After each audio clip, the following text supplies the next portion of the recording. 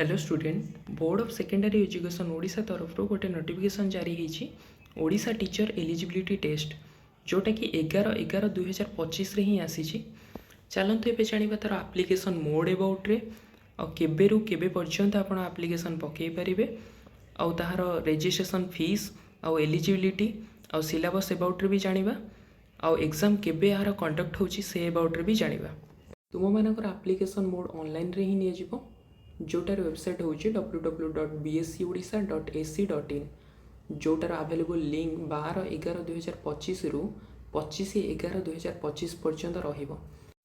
चलो एबे जानिबा तुमरो fee structure कौन रही। ओटीटी एप्लिकेशन पेपर 1 ने जनरल पिला को 900 टका देवा पड़ो जोटी कि SC ST पिला को 600 टका देवा पड़ो। सेमिति ओटीटी एप्लिकेशन पेपर 2 रे जनरल पिला को 1400 टका देवा पड़ो और SC ST पिला को 900 टका देवा पड़ो। एबे चलतु जानिबा क्वालिफिकेशन कौन अच्छी पेपर 1 पे कि 12 पास करथिबा दरकार विथ 50% मार्क ता सहित आपन सिटी करथिले पेपर 1 पे क्वालिफाई हे जिवे।